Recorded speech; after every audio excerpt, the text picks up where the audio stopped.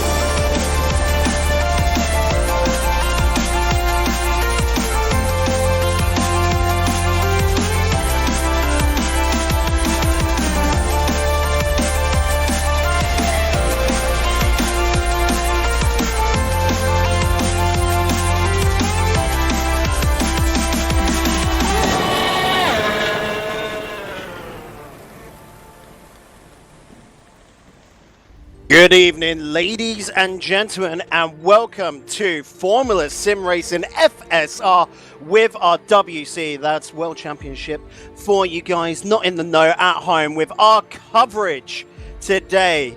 It's Australia. If you haven't tuned in at any point today, it's been fantastic, what with the Academy Series as well as the Pro Series, and now we're going to get even bigger. The big boys are out here with the WC category. And, well, straightforward. First of all, I'm Corey Dyer, joined in the commentary booth by none other than Felix van Delft. And we'll have Cameron Roger every now and then chime in on in. So, Felix, should we just get underway with the teams? Yeah, let's get underway. It's a bit of a change in the landscape of the Formula SimRacing World Championship. A few new teams, a few changes from existing teams that have kind of flowed into different teams, I would say. Let's start right off with the most interesting one of the bunch. Yep, and that interesting one has got to be ACR Sack Speed Blue, Martin Gosby and Robin Pansar, who you can't see because, of course, in the background, but they're currently holding on to second and fourth, and they are really a hot look at this season, but it's got to be their sister team as well. Michi Hoyer and Jerne Simoncic of ACR Sack Speed, they're the hot ones to contest against today, aren't they, Felix? Yeah, they are quick boys. Finished second in the Constructors' Championship. Jerne Simoncic finished second in the Drivers' Championship as well, of course. So those are the ones to definitely look out for. Following then, of course, is the Juan Alessi Sports Academy, a new name, but very, very old faces, I want to say, of course, within this. Mohammed Patel and D'Alessandro. Felix, a big watch for these teams. You know, coming in after the Muster Racing last season. Indeed, they're definitely they're the crowd I wouldn't say the crowd favorites, but the one everyone's looking to upset. Definitely, they are the ones to beat. Definitely, 2 world champions, Mohammed Patel and Michele D'Alessandro, both world champion, and Constructors' Championship for Muster Racing. Twice in a row and 3 times in total, if you take into account that Twister Racing also got a championship together with Mohammed Patel and Petr Biljak in 2015. And that is some pedigree. Following them up, of course, is Edge Esports, Daniel Kiss and Peter Budlik. A team that might, upset a few, I think, this season. So definitely going to have my eye on them, as they're not the biggest names, but I think given the right day, they could really cause an upset. Yeah, definitely. Petr Biljak has won a world championship in Formula SimRacing 2015. So he is, I would say, a big name. Daniel Kish, he is a bit been in the shadows behind Mohammed Patel. He was his teammate in his world championship winning year in 2017. But now looking to perhaps challenge for the championship himself. Following them up, of course, is going to be Frami Esports, Yuri Kastrop, and Valerino on that side. And Frami, they've been bigging up their name time and time again, and they definitely want this year to be theirs. 2019 has got to be the year of Frami in their eyes. Yeah, they have two good drivers. Giordano Valeriano, obviously a rather experienced driver, champion of ACE last year, and Yuri Kastrop, a new driver, but definitely experienced in other sim racing leagues as well. And of course, it wouldn't be FSR without flag to flag, really, would it here, Felix? So you got Stephen Michaels and Peyo Piv signing up under them, and that's the team that I think many would overlook, and that could be a bit dangerous, especially when they can do some damage. Yeah, Stephen Michael is, I guess, a bit new to the sim. rFactor 2, he's a big name in iRacing. Peyo Piv, he has done a lot of work in the other racing series in rFactor 2, so he's one to look out for as well, definitely. And then following that up, you got Racing GS team. That is Lukaszek and Brakazok. Anything you can tell me about this team here, Felix? Two, I think, Polish and Hungarian driver. Lukaszek has been quick in the past. In 2016, 17, I think he was driving for the championship in the pro division, so definitely a quick driver. Janos Brakczuk has been proving himself a lot in the winter series this year, so in January this year, and he's definitely proven that he's a quick driver, so somebody to look out for as well, definitely. Yep, then we've got Ground Effect Sim Racing team, Ernie Schlumvelt and Jos Arena. These are new names to me, Felix. What about you? Jos Arena has been driving in the World Championship last year, and I think the year before as well. I'm not sure about that, but he's never been in one of the bigger teams. Always been a bit further down the back. I think he has the potential if he gets the setup right, if he gets a good team behind him. With the new team here, Ground Effect Sim Racing, perhaps that is the case, and we'll have to wait and see what happens for him. We'll have to see, of course. Invictus Motorsports will be following through. I've actually got a slide here, and I don't know one of their drivers. All I've got is Kirill Burkov. Can you fill me on that, Felix? Yeah, Kirill Burkov is their main driver. Has been driving him since last year as well, but their second driver isn't announced yet. They either haven't found him or he's too shy to do the first race. I'm not sure. But at the moment they are driving with the reserve driver here in the first round. So we're gonna have to wait and see for round 2 what's gonna happen for them. Yep, definitely lots of things to look forward to at China, of course. Following them up is going to be Netrex, a long-standing team. This year, though, with Sander Callis and Vandenit. Thoughts on this team straight off the bat here, Felix? Sander Callis definitely proven himself to be a quick driver. He was the ACE champion in 2017. Van der Niet, definitely a experienced driver. He's been driving in FSR, I think, since 2012, 2011. So has done a lot of races. A couple of wins in there as well. So a team to look out for. But I don't think they will be the championship contenders. But who knows? Maybe they will surprise us. No, they're currently sitting quite nicely in the mid-pack. Just looking at them right now, Van der Niet is currently at 11th. Sander Callis is just hopped him up to 8th with a very blistering lap. That's good. Actually just saw Danny Van der Niet go for a little spin in the sand, so he'll have to go reset himself. Lucky it's qualifying and he can get away with that and go out for another lap. Everyone will be setting themselves up for one final one. And to finish us off, of course, Ormella, Ricardo Costa and Geoffrey Forner. Can you just give us the rundown on these last 2 lads, Felix? Yeah, another new team to Formula Sim Racing. New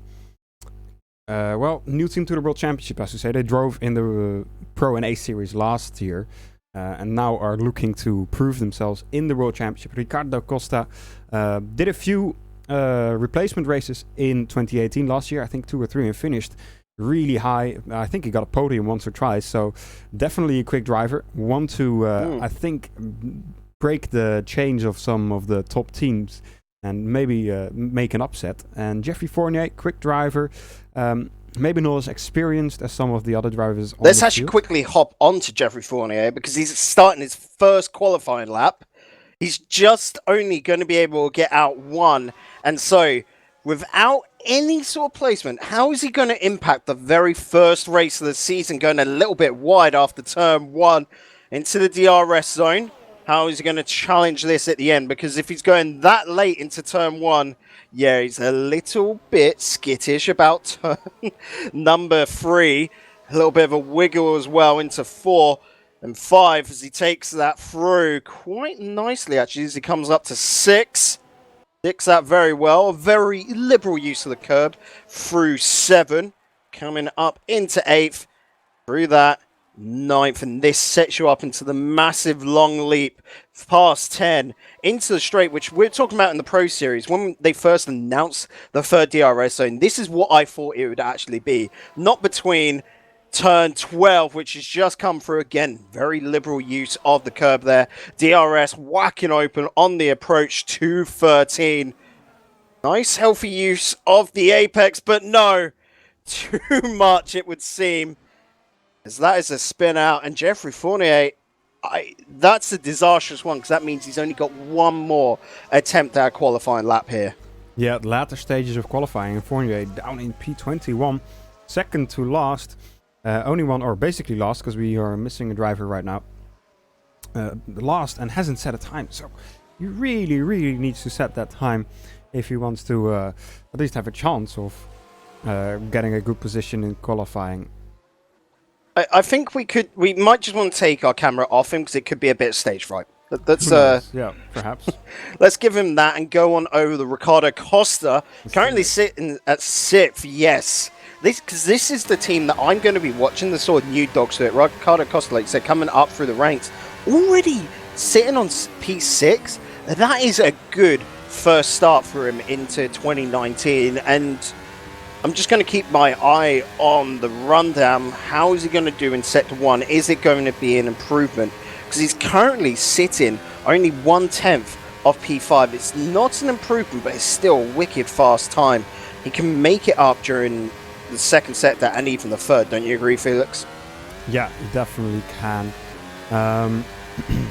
Not too far off in the first sector, but the second sector is very crucial. This fast section of turn 11, 12, talked about it before, is extremely crucial, and the car seems planted through there. Really nice exit, and perhaps he is on for a good lap here. He is indeed. Ooh, just a little bit of slide. He's regained it. Hopefully that's not too much, but you can see that car. I don't think it's got enough downforce. To me, Felix, yeah, just that slide around the turn there. Yeah, the rear grip seems to be lacking it, but of course the cars are very powerful on the rear tires, especially in quali mode with that extra 80 horsepower or so on the rear wheels. So definitely a difficult beast to handle for these drivers. Big question here, because I've just seen he set himself his own personal best for Sector 3 with that sliding. But his time is pretty much on par, if not better, than a lot of the other drivers. So these drivers today must be going with a lot less downforce purely for the straights and going for that speed. Yeah, perhaps, could well be. Now, Robin Panzer just starting his lap, ACR's XP Blue. Also a new team, of course, the sister team of ACR's XP, who have been fighting for championship the last 2 years. Let's see what their sister team can do. Again, another very liberal use of the curbs as he comes down into turn 3. In the apex just right, but no. Again, sliding off. Throttle control, throttle management is so important around this track, and you can definitely see it when it bites. Alright, so Simoncic, currently the provisional pole sitter, is on a fast lap. First sector seems okay, second sector also, last sector needs to be good as well, because Martin Gosby is only 1.5 tenths behind him. And the rest of the field is also not far back, currently the top 17 within a second. But Jurni Simoncic abandons his lap and goes into the pit lane. So that's end of qualifying for Jurni Simoncic. Hopefully there is not another driver that will improve for him, because otherwise he might lose that position. Yeah, I've currently got my eyes on Gosby, to be honest, because he is just setting himself up quite nicely. We'll see how he goes along, of course. Can he improve? 1.5 temps. Do you think that's doable? Theoretically, I guess it's possible. Simon just did it. It's his teammate. So you would think, it's possible. But of course, Jurgen Simmercic finished second 3 times in a row in the Drivers' Championship now. So he's definitely not a slow driver and not easy to beat, even if he's your teammate. No, because I've known Gosby to be very, I want to say, he's a fantastic driver. He underperforms in comparison on the qualifiers, but it is the actual races which he makes it up. So a P2 being on that front line of the grid, for me, could sort of be the downfall of Simčić. They're both teammates, but for him, he's got to be absolutely reveling in that. And yeah, looking at Gosby, that's the pull out. So I think he's pretty happy of being on the front line. Definitely. He did stop his attempt there after a good first sector. I think the driver to watch right now is Petr Biljak. He is on a quick lap. Second sector seems to be pretty quick. A new personal best for him. It's got to be this third sector, though, that he's got to clean up on. Going quite wide over the line. Again, a little bit of slide on through into the final turn, but he seems to have stuck that final one. Again, using the curb brilliantly. If he can just keep this hammered down. Oh, he slowed it. He knew he didn't have it, so didn't even bother at the end there. And unfortunately, we'll be giving that up. Again, fourth, second row of the grid. Not a bad day's work for him. Not a bad day's work, but perhaps he would have liked a bit more in the car, considering he had a very quick second sector there in his last attempt and didn't really get the good last sector out of it. Anyway, Jurgen Simmercic, pole position, good start for the season for him so far. Definitely. Just having a quick look as well, Geoffrey Fournier, who, we was only able to get 1 lap out, coming up P12. So that's not a bad result considering he was only that's me mucking my words up. But he was only able to get 1 lap out. That's still an impressive performance. Yeah, that's a good, I would say recovery performance of your qualifying to at least get close to the top 10. There is definitely possibilities for him in the race there. I think a lot of people as well at home, I can see it, they're getting a little bit confused to be shouting, go one Alessi, because the new team, but again, if you're a Muscle Racing fan, I'm sure you're already fully converted, eh, Felix? Mm-hmm. Definitely. Those 2 drivers are heavily involved within the community, maybe in good and bad ways. But they will have to prove themselves once again now as drivers for the Jean Alesi Esports Academy. Definitely not a small name to be representing. Not at all. So, looking at this, just seen Stephen Michaels with a DQ, unfortunately. Don't know what's going on there. He must have done 1 lap too many. The drivers have a limit of 12 laps. And if they do 1 more, then they will get disqualified. Oh no. Oh no. Simple small mistakes like that you don't want to be making. You gotta hit it straight on the line, really. Ideally, I mean, looking at some of these... Far. Definitely. Just having a quick look as well, Geoffrey Fournier, who, we was only able to get 1 lap out, coming up P12. So that's not a bad result considering he was only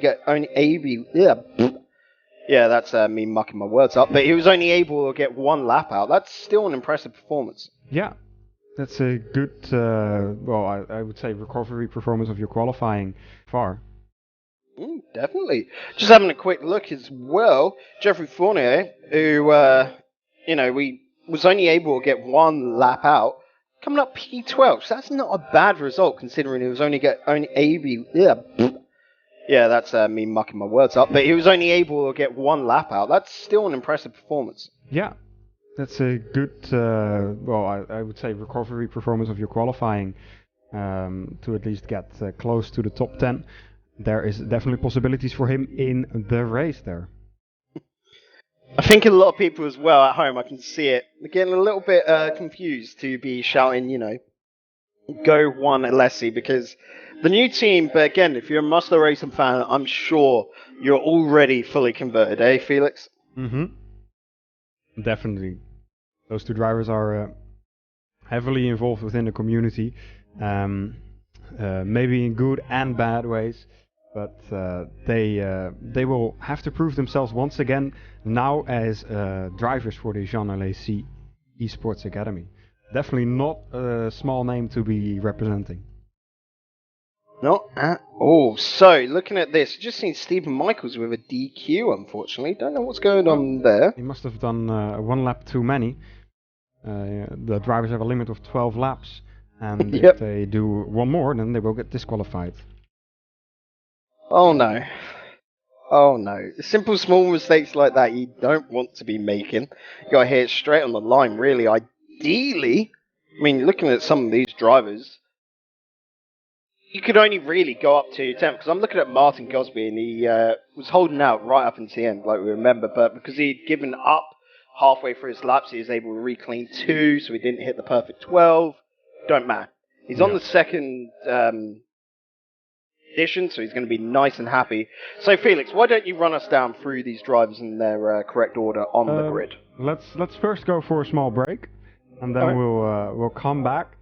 Everybody can just cool down a little bit after this qualifying session. And we'll come back in around 5 minutes and go through the grid, get ready for the race. It's gonna be an exciting one.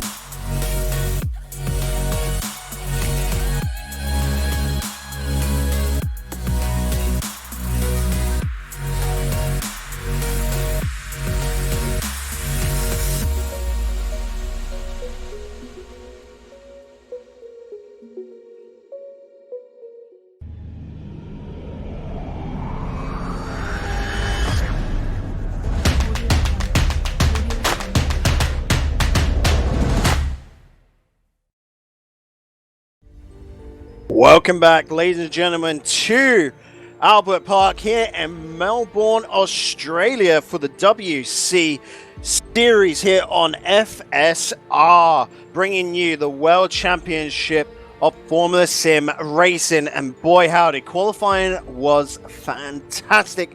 Unfortunately, you missed it, but we'll give it a little rundown here. I'm Corey Dyer, sitting in the commentary booth alongside Felix van Delft, and of course we have Cameron Roger, the race director, looking over everything, maybe popping his head through the door every now and then. But Felix, qualifying absolutely fantastic. Should we give a little grid rundown? Yeah, let's do it. Okay, so first of all, on pole position, you have got Jerne Simoncic. He's going to be kicking things off, but beside him is going to be Martin Gosby.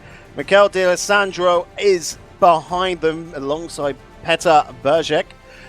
On the third line is going to be Robin Panzer and Ricardo Costa. Ricardo Costa being our driver in the booth to watch today. First official race technically on the WC scene. So of course he is looking to impress, and being on the third line is not a bad way to start it. Behind on the fourth line is going to be Wojciech Lukaszek, and beside him is Michi Hoyer. Coming into the fifth line, then you've got Sander Callas and Mohamed Patel. Sixth line then in P11 starting off will be Yuri Kastrop, and then P12 Geoffrey Fournier. P13 Danny van den It. P14 Daniel Kiss. P15 will be Enric Andre. In P16 you've got Jos Arnetta. In P17 you've got Janos Brakshok, his debut here at the WC scene. In P18 you've got Gordiano Valerio. In P19 Christian Lazaro, who we actually saw earlier today drive in the Pro Series. In P20 we've got Arne Schuntzvelt. In last but not least, P21 is Stephen Michaels. I don't know if we've actually got him driving on today, because yeah, he had a DQ. It looks like he's back here, and of course we've got a driver that didn't show up for the race. It's Rick Van Arley. Don't know. So we're talking about this earlier because we had the same situation happen. He's just going to be starting at the back of the grid. Basically, he is P22, isn't he, Felix? Pretty much. If he shows up, he's going to be P22 for sure. But yeah, that's how things go. I can't change it for him. Should have turned up on time then, I guess. You said I can change it for him. He can start from the pits if he wants. But no, I think the back of the grid is the best way. So that's the rundown here. Looking at the track, we've got 58 laps around Melbourne, 16 turns. Felix, can you tell us a little bit more about this track? Yeah, track is 5.3 kilometers long. We'll do 48 laps around it. So that will be a long, or 58, sorry, I should say. Yeah, I was going to say 48 was earlier for Pro, because that was 80%, and then what? The Academy was 60%, but these guys, they get the full fat milk in this one, don't they? Yeah, so we've got 58 laps, and you can see on the screen as well, we have got 3 DRS zones, one on the start-finish rate, one right after turn 2, and one right after the quick left-right section of turns 11 and 12, which has proven to be one spot that is definitely used for overtaking a lot during the Pro and Academy races. So let's see what the World Championship drivers, the best of the best, the creme de la creme, what they will do here in this race. Yeah, we were looking at Pro earlier. Only one driver was able to qualify with a 1:19. Today in WC, we're looking at 7. That's a big jump up. And then every other driver is into the 120s. I think we only got, what was it, the top 17 out of 25 able to make it under the 121 mark. So definitely the WC is showing qualifying pace is up, but it's all down to that race pace, isn't it, Felix? It definitely is. 58 laps isn't a small feat. It's a proper long time to drive, to stay focused, and these drivers have to make sure they don't run out of fuel, their tires stay preserved, because if any of those things don't line up properly, If your pace is not good enough, or your tires wear too soon, or your fuel runs out too quickly, then you're pretty much already losing a few positions because the level of the drivers is so high that every small mistake is going to be punished. Yeah, and we were looking earlier at the Pro Series, about between 12 and 14 laps is what you can expect from these soft red tires. The medium tires, the yellow-walled ones, were pretty much everyone's favourites, as that seemed to offer only a slight drop in grip, but they were able to go on for roughly about 24 laps, it seemed. And then those hard white-wall tires, which did come out in the Pro race earlier because of certain circumstances, they seemed to just go on and on and on, didn't they, Felix? Yeah, they did. So it's going to be interesting to see what these World Championship drivers will be able to do. Jurne Simicic is going to be leading the pack into turn 1 today, or at least from the first start grid, maybe into turn 1 already Martin Gosby will be in front. Yeah, I was going to say, Martin Gosby might want to be leading them. He's got the inside line, which can be massively important, of course, where Jurne Simicic has that little bit extra from being on P1. Are we expecting him to make the dart across? They are teammates, aren't they? So they might not try and cut each other up so much. Yeah, you would expect them, at least not in turn 1 of the first Grand Prix of the season. Anyway, let's see what will happen. Yeah, we will see. Look towards that Thrustmaster logo before. Just underneath that, we'll get a couple of red lights and then they will drop. Waiting on the first one there, of course. There it goes. 1, 2, 3, 4. There's the 5th. And the way we go. Straight off the line. Jurne Simicic, blisteringly fast, going on the straight outline, and no one is going to be able to challenge him. Gosby will stand up beside him. A little bit of a tussle in the back end, but everyone makes it through nice and clean. Didn't see much damage gone behind, but yeah, Jurne Simicic, the one who is just a mile ahead, it seems, already.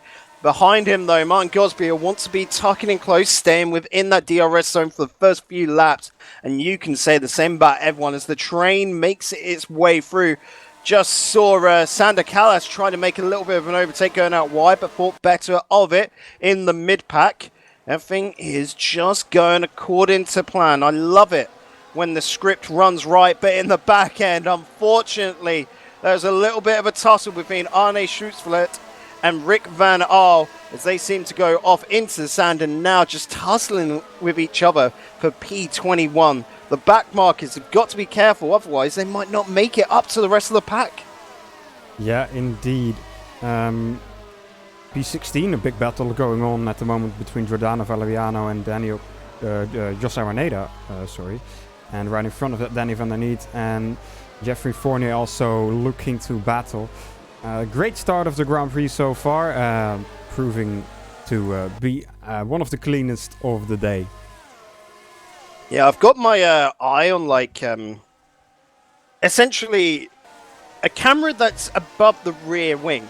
And just looking at this from, say, like Mohammed Patel's perspective, where you can just see a whole line of cars. And keep talking about Mohammed Patel. He's got some wicked speed onto Sander Callas, going up beside him, trying to make it on the outside. But now he'll have the all-important inside, backs off a little bit to allow Callas, we could see is just a tiny bit of head.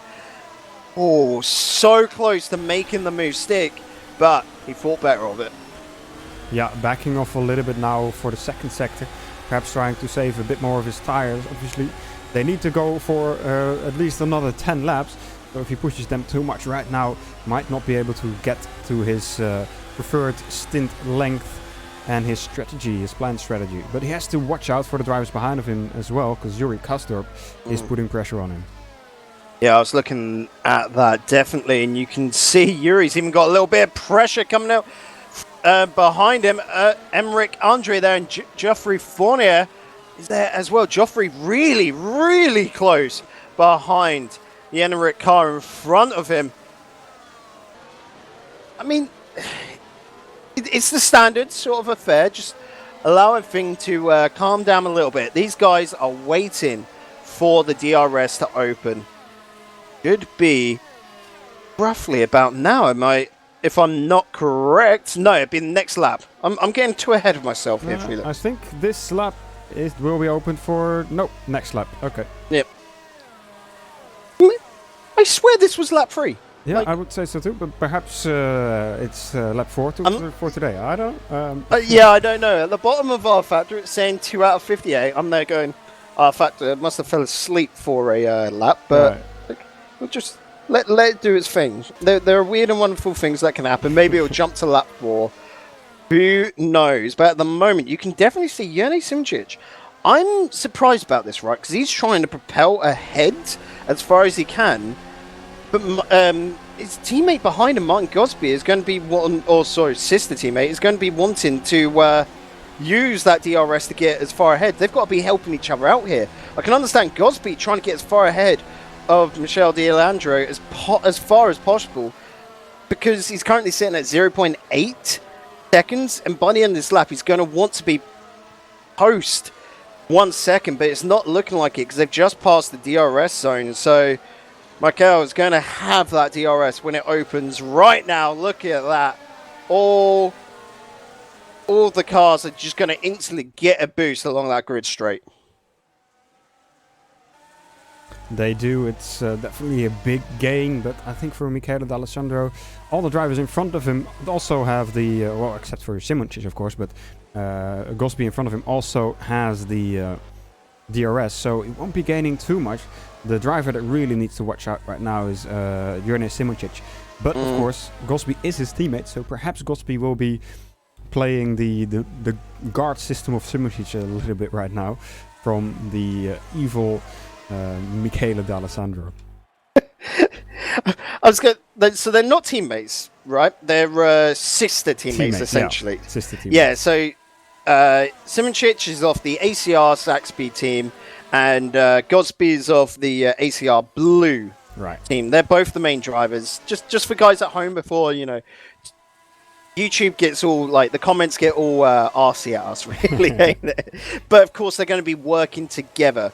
They might not be in the same voice chat, but definitely team orders are going to be there, like, don't screw each other over. Exactly. Like, Simčić lost just on that DRS from the grid straight, and then, of course, the follow-up between turn 2 and 3. He lost 2 temps because of that DRS. DRS seems to, because these cars run in very low downforce, aren't they? Because it's a high-speed track. DRS isn't going to be as massive a factor, so overtaking is a really ballsy maneuver, isn't it, on the inside most of the time? Yeah, I would say even on this track, overtaking anywhere would be a bold move, because it's so tight. But we've seen that it's possible in the lower categories, so surely these drivers will be able to do so too. However, I think a lot of these drivers are also thinking about their tires, thinking about the strategy, about the fuel usage, because they need to. If they use too much fuel, too much tires, they will not end up with the best strategy and probably lose out in the pit stops, perhaps. I'm just going to say it now, though. We saw earlier from the Pro Series, which again is a different affair, but going for a one-stop strategy is going to be the prime maneuver for everyone here, because you have to use 2 different compounds in the race. Everyone's essentially on the soft tire, apart from your, back runners, which will be on the mediums. I've even seen Geoffrey Fournier up in P13 on the hard. Emmerich Andre in front of him in P12 is on that hard compound as well. So everyone is thinking about one stop. They don't think they can get the time with a 2-stop strategy, because that could work. We saw Rojek earlier go for the 2-stop, and he was very close to being able to make it. If there was yellow flags waving, he'd definitely have been able to make that. You have to take into account, though, these drivers need to go around 10 laps longer than the Pro Series did. So is that enough for a one-stop? I don't know. If they perhaps use the hard tire instead of the mediums? It's a new year, new tires. Who knows? Everything, like, these guys, definitely instead of the Pro Series, these WC Series drivers would have put the research in and learnt the tires, wouldn't they? Definitely, so they should know. If they don't, they'll learn today and they'll pay the price about how far these tires can go and what their strategy is. Most people, like we said, will be running that one stop, especially the back markers that are starting on the hards. You can expect them to start with a hard and then maybe go for a medium if they want to play it safe. Yeah. So keeping an eye quickly there, looking for any battles going on. The best one for me right now has to be between Enric Andre and Geoffrey Fournier. Patel, sorry to undercut you there. Go. Side by side with Sander Callas through turn 14. Callas forced wide a bit there by Mohammed Patel. Not sure if that was a perfectly a sportsman move there. I would have to look at the replay for that. But Patel moving up one position up to P9 there at the cost of Sander Callas.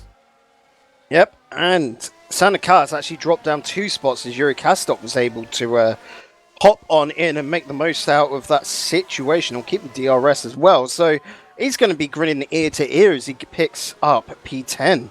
Just saw Geoffrey Fournier as well pick up P12 off of Enric Andre. So good stuff. A couple of little battles going on already, and I'm loving these overtakes.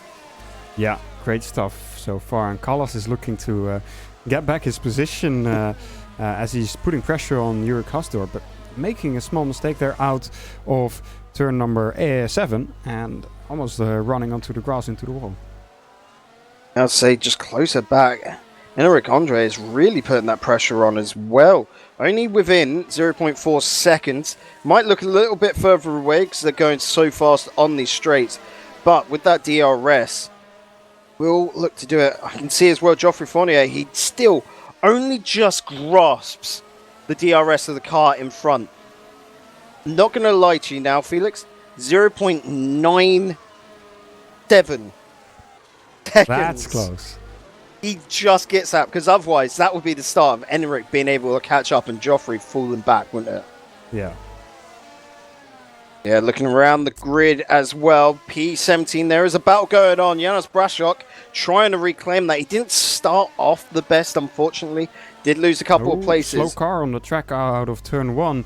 Rick van Aerle, really slow. I don't know what's up with his car, but almost standing still on the track in turn 3 right now. That's got to be a lot of suspension damage. You can see by the way it's just struggling along. Yeah, seems like a DNF car for me. I don't know why he's continuing to drive. Yeah. This car is so badly damaged, just a danger for other drivers on track right now. Picking up speed here though. Yeah, he is, but oh, look at that car. It's almost grabbing along the straight. And there you go. Yeah. They just... Buddy, I think the writing's on the wall here. Just let it go. Yeah. There you can see he's just stopped and he's going for his options, going for that DNF. Unfortunate, of course, but it wouldn't be a race without a couple of DNFs. It's just the way the world works. You don't want it, but it happens. Definitely. So Pansar looking to overtake Ricardo Costa in front of him.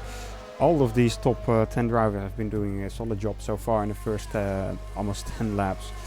And they are obviously trying to prepare for the first round of pit stops. We saw in the Pro Series that the first drivers came in around lap 12. So I would expect these drivers to either come in around the same time, maybe a little bit later, because they are just a bit better on saving their tires during the laps. We're going to have to wait and see who comes in first. So yeah, we're looking at this. P1 all the way down to P7. Funny enough, Simonchich and Michi Hoyer, both teammates, are the start and the back of this train of cars, and it is all going to be about the endurance section for these guys and that race pace whilst keeping those tires going. So we're 8 laps in. We should have another 4 laps, we would imagine, before we start to see the early pitters, where the soft tires, you know, carried on over from quali, are going to start just absolutely degrading and not be worth it anymore. But it's going to be who pits early, breaks up those DRS trains, and who stays out. And it's that whole sort of battle of the minds, isn't it? Look at, sorry to undercut you, look at P12, Geoffrey Fournier attacking Sander Callas. Fournier is on the harder compound, but able to keep up and even challenge Sander Callas. I guess Callas' tires are starting to wear out and drop the pace quite a lot compared to the tires of Jeffrey Fournier. Well, we saw him take a trip through the mud earlier, didn't we, where he got a little bit off the track. So definitely you could expect the degradation from there. He might have flat spotted them a little bit with hard braking, especially through that grass and that. So you would expect those tires to be a little bit weaker, and Fournier in a very, very helpful position now, considering Callis doesn't actually have any DRS at the moment. Exactly. He's struggling without it. So Fournier is in a prime position to overtake him. The only difference is that the natural difference in tyre is meaning on the straights, Callis is doing okay to be able to hold up. It's just through those turns, it seems. Through the grid as well. Gospey's closing in on Simčić. Simčić is holding back a little bit, it seems, because he's now back down towards the 0.7 mark. He'd got quite far ahead, you know, the 0.9 and etc. But no, he's dropped it back down. We saw him earlier on at 0.6, and he's making sure to hold this position. He's not wanting to give too much away, but being at the front of pack like this and maintaining it. What do you think this is doing for his, you know, engine fuel, essentially? Because he is having to use a little bit more than the guys with DRS behind him. Yeah, that's a massive factor. Last year we saw it as well. Drivers that are not behind other drivers always, or drivers that are leading the train, always seem to struggle a little bit more with their fuel, and that's going to play a big part in the latter stages of the race when the other drivers have a bit more spare fuel and are able to push and use that fuel, and you're just sitting there knowing that you can't really use any fuel, because otherwise you're just not going to make it to the end of the race.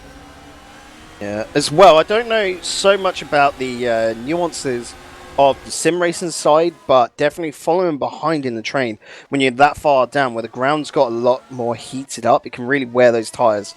We were talking about track temperature and such earlier, weren't we, during the Pro Series, Felix, and the train has got to be happy that it doesn't apply so much here in the sim world. Yeah, definitely. But of course, the dirty air still affects the cars, and you get more dirty air as you get further back, or more as you have more of a train, more drivers stacked behind each other.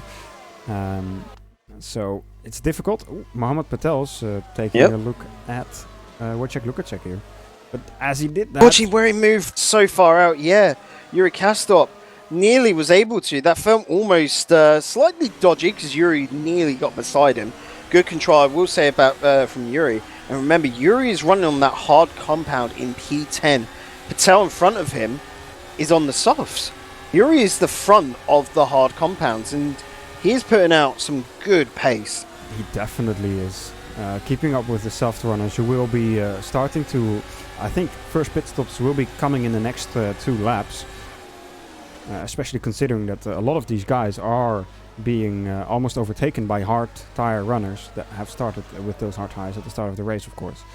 Now, right behind this battle, you can also see Jeffrey Fournier and Sander Callas really close. Brian, he just cannot find the right amount of space after he picks up the speed. It seems like he just wants that track to be about 30 meters longer, doesn't he? And then he would be able to make it. Those turns just come too soon for his liking. Yeah. He needs to make sure he gets a good exit out of the turn 11-12 section. Then he might have a chance to make the overtake on Callas. I think Callas still has the DRS from Kasdorp in front. And Patel got past Lukacek in the S's, I think. Did indeed. So Lukacek must have accidentally made a little bit of a mistake, because we weren't expecting that at all, really. So Yuri Kasdorp, he's now got 2 cars to sort of battle in front of him, because you got to remember, they're sort of like leading the pack here, Mohammed Patel. There's a big gap going on between the guys in front, and talking about the guys in front, 3 cars going into the pits, a further 2 follow suit. It has begun lap 12. We said it, this is when we expect it. Robin Panzer, Ricardo Costa. Oh, nearly a little bit of connection between Robin Panzer and Ricardo Costa on the exit. Michi Hoyer behind them, the last one to pit out of that front pack. They're trying to keep together, and it's purely for that DRS again. Look, because they had it before they went into the pits, they've got it still here. And the hard compounds, Felix. Yeah, hard They're going compounds for the indeed. one stop. Do you think? I think they are. Yeah, we saw drivers do it in the Pro Championship. Perhaps these World Championship drivers are able to do it too, with considering even the longer stint that they need to do, because it's 46 laps to the end right now. We're gonna have to wait and see if they can do the one stop. I would take my hat off for them. That will be a great drive. Perhaps some people are gonna opt for the two stop. I think it's a lot closer here than it was with Pro. Pro, you saw that one stop was definitely the quicker one, but obviously also the more difficult one for the drivers, because they have to look after their tires. And here in World Championship, I think it's gonna be really close to see what is gonna be a faster strategy. What I'm going to say, the reason why I think they're doing the one stop and they're going to be able to pull it off is they're actually driving a little bit slower than Pro earlier, where at this point. You'll notice they're all roughly about 0.5, 0.6 seconds a lap slower. And it's not because of like skill, essentially, like that they're going slow, but it's decision, isn't it? They're looking to look after those tires. You can definitely see it at the front of the pack. We've seen essentially... Sorry, Yuri Kostov just tried to make the move on Mohammed Patel and ended up onto the grass outside of turn 3 and lost position to, who is that? Jeffrey Fournier, yeah. But this will be the interesting one now. How far can Yuri Kostov go? Because he is on the hard tyres. He is the front of them. Actually, sorry, Geoffrey Fournier is there as well. Yeah. So these two are essentially, we need to see how far they can go on the hard tyres. Admittedly, they've got heavier fuel, so towards the end of the race, you would expect the guys that have got the hards now to be able to get 2 laps more out of them, wouldn't you, essentially? But we're starting to get the baseline set down. Yeah, for sure. Now Fournier is trying to look at the inside of Mohammed Patel. Is he going to go into the pits, Patel? You would think so, with so much pressure behind him. Yes, he does. Yes. This is just a nightmare for Geoffrey Fournier now. Leading the pack with those hard tyres. He should theoretically lose some speed where he doesn't have the DRS anymore. He's got to make the most out of it now, as this will be the last chance for it, as he goes into the second DRS zone. Behind him, Yuri Kostov. Enric Andre in P3, Danny Vandeny currently in P4, Jone Simoncic, after starting in P1, running it so far, you can see he's already caught up here, Felix. 3.8 seconds behind the lad in first, behind Geoffrey Fournier. Simoncic is putting out some blistering, consistent pace. Looking at it right now, he is putting out roughly... And don't hold my word entirely for it, but roughly about 1 second faster a lap. Yeah. Obviously, he pitted already for his fresh tires from the lead of the race. So he will... he wants to be quick. He managed to make sure that Daniel Kish, or I'm sorry, Michael D'Alessandro and Peter Brujak didn't get past him in the pit stop phase. They are still a couple of seconds behind him. So at the moment, Simoncic is looking gold for this race. Yeah, 44 laps. Can the hard tyres do that much? Or possibly, Simoncic could, use them up for, let's say, 34, and then just rag it around on some soft tyres right at the end, and we could even see him put in some 123s, lap times, which... I could see from him. We definitely expect that from someone like... we missed a crash sometime. Did we? Who crashed? Stephen Michael's out. Oh. When did we miss that? Carter Costa is out. Christian Lazaro. Luka Czech as well. That's a lot of drivers. That was literally the lap just gone. Wow, let's see if I can find a replay Final of that. corner, lap 14. There was a huge crash. I'm so upset right now, actually, because I've got the bug with rFactor where I can't reverse Let's see. time. Here we go. Let's take a look at that replay. So, here we go. Last corner, Ricardo Costa, from his view. Oh, one driver into the wall. Oh, that's indeed a lot of drivers involved in a massive crash. Look at that again from this point of view. The helicopter point of view. Is it a lag spike of somebody? I think so. It looks really, really weird. Not sure what happened there, but a lot of drivers involved in that crash. That's really unfortunate, and unlike the usual that we see in the World Championship. Yeah, I'm currently actually watching it back now on YouTube and that, and that is not a pretty sight. Oh, my heart goes out to those drivers. That is unfortunate massively.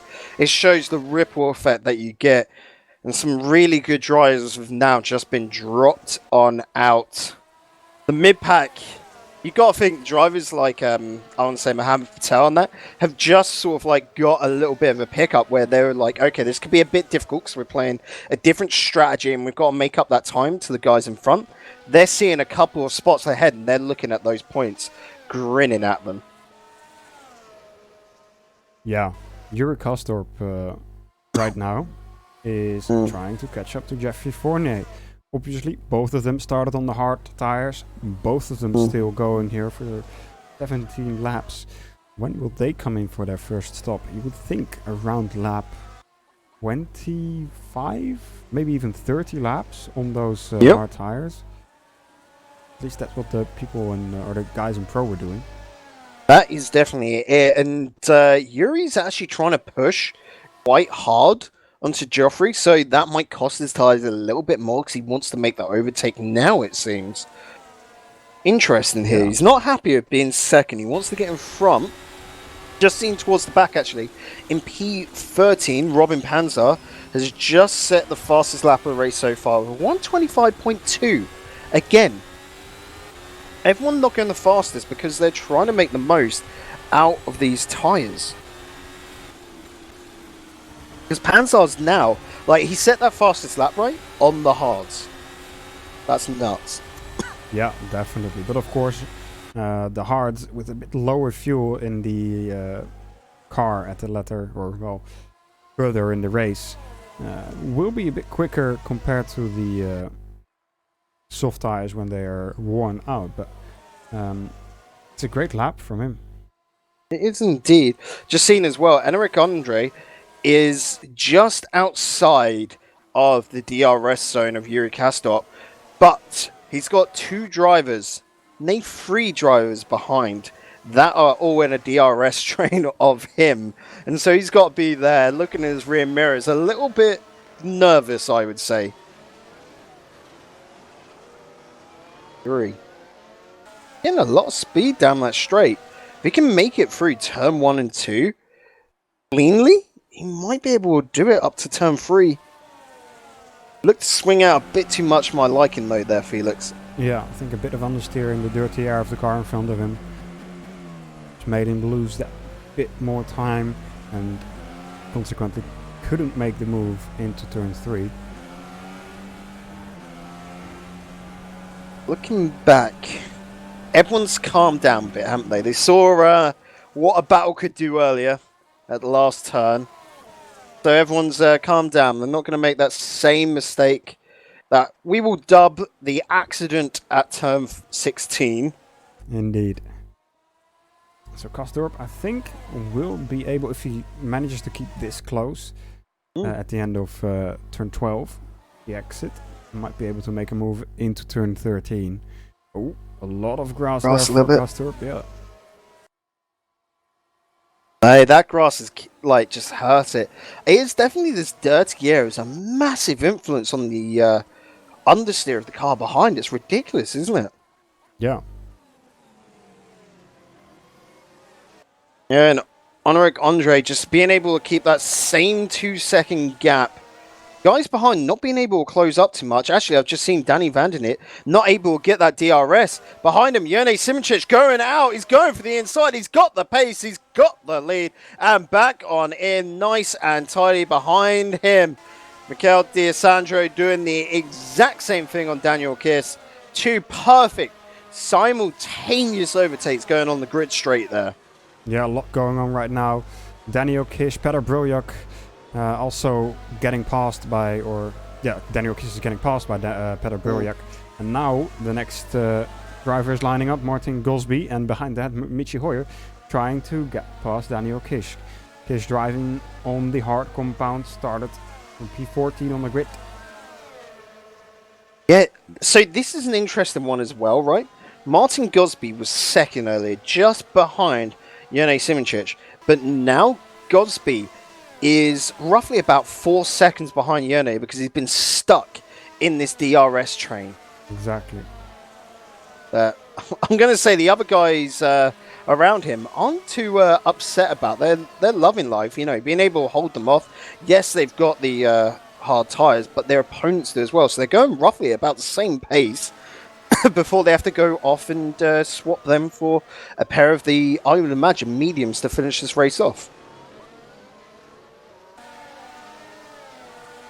Fortunate as well, Kastop just cannot get up and overtake Fournier. Yeah. It's an interesting one. Fournier must be using up a lot of fuel to be able to maintain, regain the lead he does, because their driving lines, if you look at them now, aren't that much different from each other. Could be that Fournier has a bit more top speed compared to Yuri Kastop. So a bit less downforce. But still, the DRS would counteract that, you would say. But maybe it's that much of a difference that Kastop just can't get close enough. The Peter Burjak trying to close on in. Mikel D'Alessandro just set the quickest first sector. You can see his opponents in front are trying to just get away from him, and he was not happy about it. Mikel D'Alessandro setting himself up, actually, for a nice little overtake, maybe with this DRS.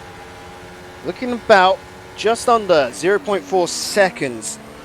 Not going to be able to do it that time, but like I said, setting it up for that grid straight and then between turns 2 and 3. 0.6 seconds is what we reckon is the needed distance to be able to go off, and no, goes into the pits. And that is an even longer distance there, over a second to Enric Andre. Mikel D'Alessandro might have just had an absolute mare occur to him. He needs to make this up with the DRS, so he needs to get within 1 second of Enric Andre. Otherwise, he could start losing out on speed. Yeah, and also the guy behind him, Peter Burjak, might be his sister teammate, but still, he's gonna get annoyed if he's stuck behind him for too long, maybe, and try to get past him and then lose even more time. Just saw in chat as well. The Musto Tactics OP. The name might have changed, but the tactics are pretty much always the same, aren't they? Yeah, I guess they are. So you just said about the sister teams. Can you give us a little rundown of the sister teams that are driving today? Right. So the sister ACRs. teams, ACRs, obviously, the ACR Zackspeed and ACR Blue teams are sister teams. Then you have Edge and Jean Alesi Esports Academy. Those are sister teams as well. Then we have Ground Effect SimRacing and Invictus Motorsports. And you also have Ormila Simsport and Netrex Grand Prix as sister teams. I think we've covered them all then. We've got 2 independents, don't we? Yeah, Go Speed, Flag to Flag, and Frami are independent teams. Had my eye just there on Geoffrey Fournier and Yuri Kastop. Geoffrey actually flat spotted his tyres a little bit, but because it was so unexpected, Yuri, who was really in close, had to hard brake himself. They ruined everything. Gosby on Daniel Kish. A bit argy-bargy going through turn 3. I think Gish is gonna have the inside or the outside line, the better line through here. Ooh. Onto the grass. Boy up beside now as well. They are all having a piece of it. Yeah. Blimey. Great battle forming here between teammates as well. Sister teammates, I should say. But Hoyer is not taking any of it, and he's deciding to get past Martin Gosby. And Gosby is not giving way. That was good late braking from Gosby as well. Perfectly done. Itchy Hoyer having the back off. But yeah, argy-bargy, everyone with their shoulders out today. Not taking any care in the world. Really because we've seen how it could happen. Like we said, the accident of turn 16, it can have some nightmarish results if you're not careful. Indeed. Also, just what's happened, like a little bit ghosted in the background, unnoticed. Jenny Simoncic is now so close to Yuri Kastop. Geoffrey Fournier has just come into the pits, but Jenny Simoncic is just outside of 1 second. He's not going to be able to get the DRS here, nor can Kastop, but Yerne is so darn close. Like, coming up to the next couple of laps, because remember, Kastop, those hard tyres look to be wearing out if Joffrey's to be sort of confirmed, and he's just gone onto those soft tyres. That's an interesting little strategy he's putting out there. But Simoncic, yeah, he's now at 0.77. We could see an overtaking the DRS, or Kastop's just going to go in the pits, and then Yerne's got a big gap behind him, 3 seconds to Michael De Sandro. Yeah, I think looking at when the drivers have pitted right now and when the hard runners are pitting right now, I think it's going to be a 2-stop for most of these guys. So that would be, they started on the soft tires, then went to the hard. So I think they're going to do another soft or medium stint after this. Most of the drivers, at least the top 10 drivers. But maybe somebody's going to prove me wrong there. Don't quote me on it. I won't quote you, but that's purely because I'm too lazy to get out a notepad and pen. Yeah, no, now let's have a little look. Let's see how clean he is on the overpass, because we know the caliber he's at. Like, this, for a lot of people, and to him especially, is his season to take drivers.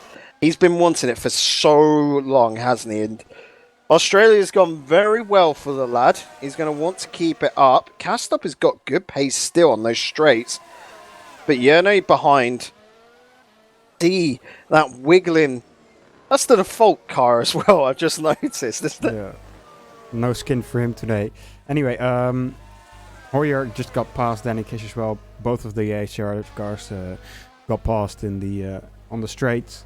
So Kish now dropping back. Obviously he hasn't stopped yet. So he's on a different strategies compared to these guys. It's obvious that he's a bit slower. But I think he did well to keep them behind for so long. Definitely. Defending, which will lead to an interesting point behind for drivers like, let's say, Geoffrey Fournier, who was on that different strategy, is now on those softs, coming in very close to Patel. Mohammed Patel going to have to be careful in the next DRS zone with how close Fournier is. He could get overtaken. We'll have to see here. Geoffrey Fournier, yep, looking to go out wide.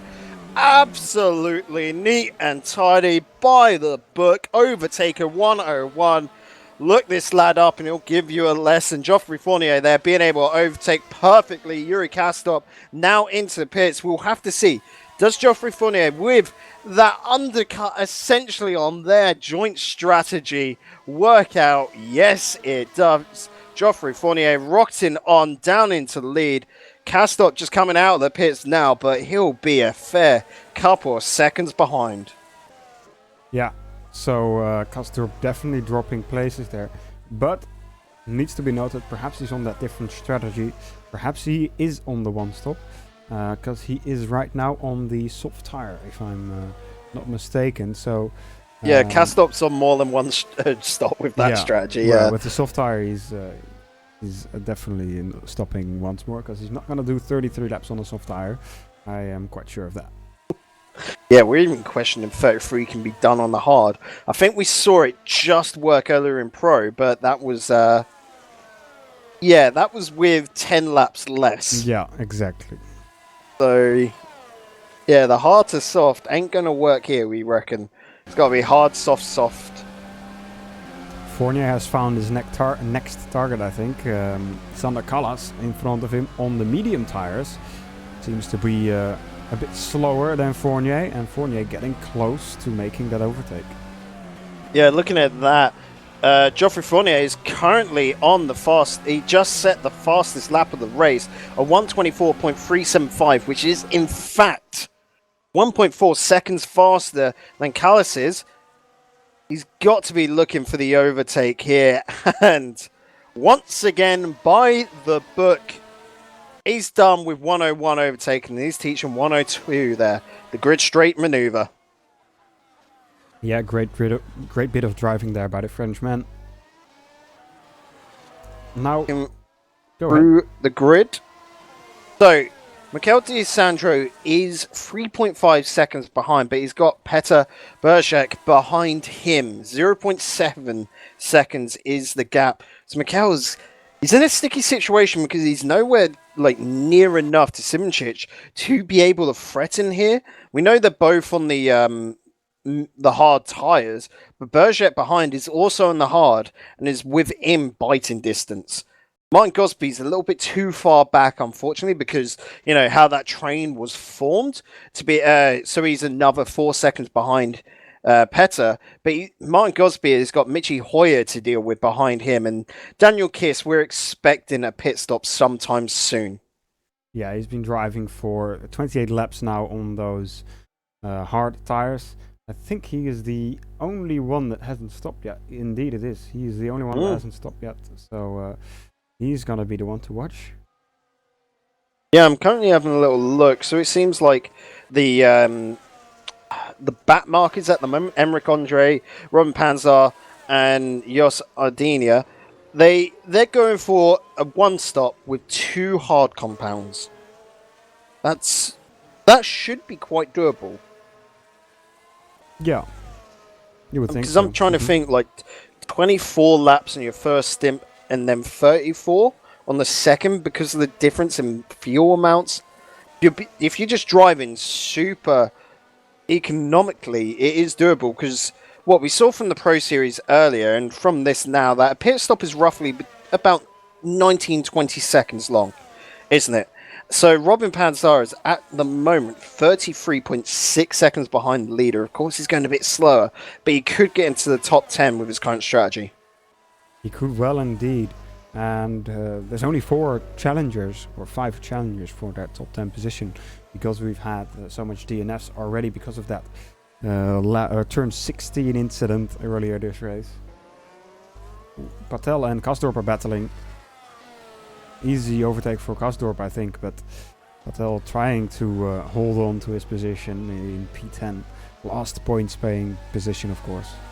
Yep, and you got to remember Sander Kallas just trying to hold away Yuri Kastop. Daniel Kiss just coming into the pits now. Where is he going to come out? It's going to be a big question.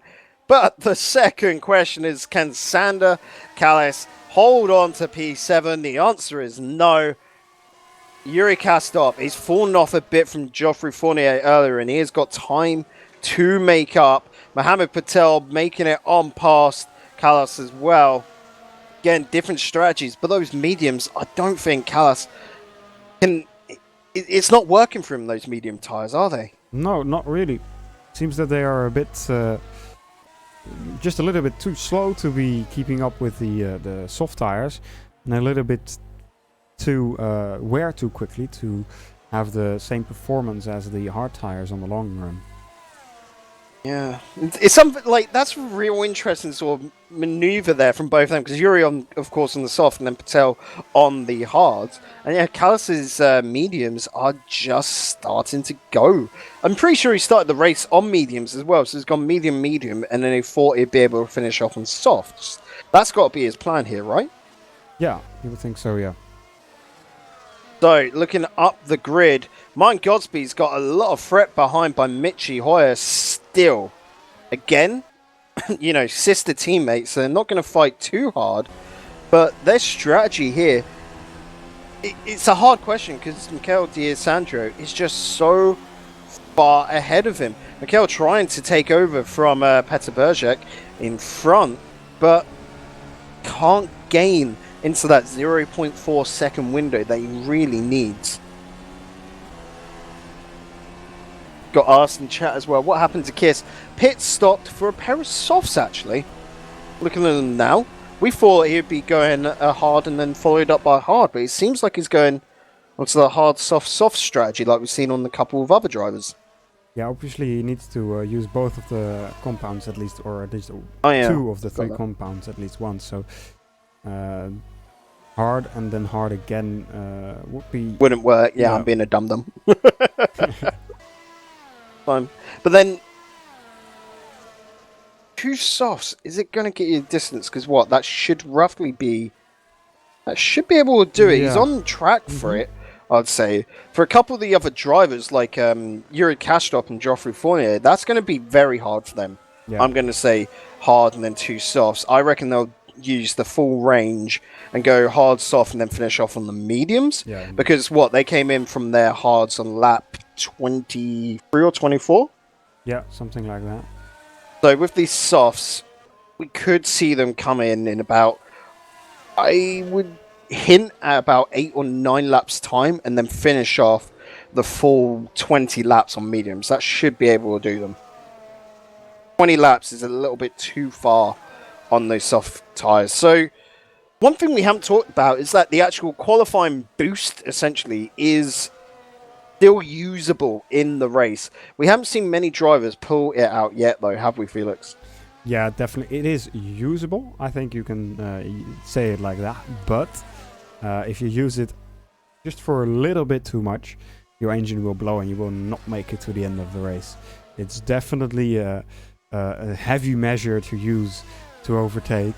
And you need to be very, very mindful about not using it too much. Because if you're in P2, P3, and you want to overtake that driver in front of you, and just press the button for 5 seconds too much, then you probably won't make it to the end of the race. Yeah, I think we heard the time limit on it over a race was 20 seconds. Yeah, So- something around that. And that's like not include, like that's just on its own, isn't it? So that's not even if you're using the normal race boost, essentially. So And also other factors that can factor into engine wear. If you're behind another driver for too long, if the engine can heat up too much. If you downshift too quickly, the engine can wear more than normal. So it's all big factors that you need to take into account to not blow your engine before the end of the race. yeah, so at the moment, I'd say the eyes have got to probably be on Pep Bergek and Michael D'Alessandro because they are within fighting distance. They are having the tussle for the second place on the podium. They're not happy with where they are at the moment, are they? They just want to keep ahead. And problem is, this fight is just giving Simčić all the way out in front more room to work with. Every lap he's gaining roughly about 0.4 seconds on the 2. Indeed, he's got proper pace today and showing it to everybody. Great driving by SimRacing so far. Back as well, Daniel Kiss is putting on some wicked pace. Just set the fastest lap of the race so far on 124.251. Just as to give you an idea, the fastest lap by Jure Simčić out in front is a 124.692. So that is over 4 attempts quicker, and he is just being able to rattle it out like this. It's because he's got, again, no one in front, so he's got a lot of clean air, but that's without any DRS at all. Yeah, obviously he was the last guy to pit and went to the soft tires, so you would expect him to push, get the time back that he lost by doing such a long stint on the hard compound in the start of the race. And perhaps he will be able to catch up to an Eric Andre, Danny van der Niet, Mohammed Patel. They're all pretty close to each other, so he will aim to at least get to them and maybe pass them in the next few laps. That's it. He's wanting to catch up with those lads who are running on the hard tyre, so they've got to be going a little bit slower. Just quickly having a looky-loo. He is currently running roughly about 0.8 seconds a lap quicker than them, so just doing the maths up in my head, he should be able to catch up in about 3 laps time to a DRS window. Maybe 4. Quick maths, you know? Yeah. Something like that. Would think so. Obviously, factors also need to take into account Danny van der Niet and Eric Andre are close to each other. They might start battling and lose even more time. And that with him behind. The move out there was interesting from Eric Andre.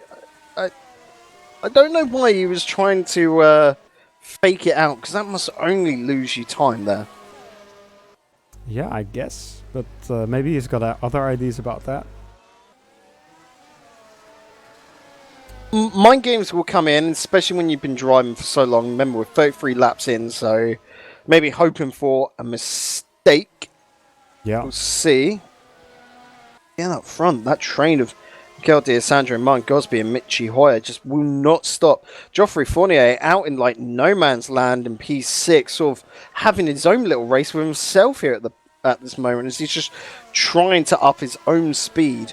He's got a consistent 124.7 going on at the moment. I mean, he's catching on the guys in front, but not a massive amount. You're looking at about 0.2. You can see them, though. Yeah, you can just about see them. And he is closing in.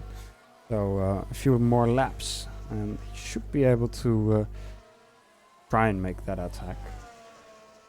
Yeah, I'm just waiting for it to come through on race view. He was a little bit slower that lap in the end. Sector 3 really hurt him there, unfortunately. Currently running in Sector 3 is 4/10 slower than Michi Hoyer in front, so something must have happened there just a little bit. You know, the nuances of a single turn can really hurt you, can't they? It definitely can. True.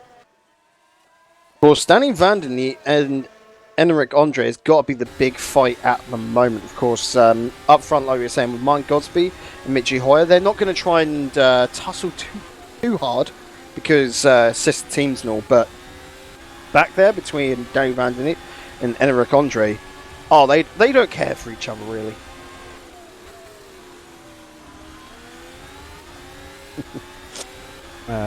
Also, Daniel Kish, of course.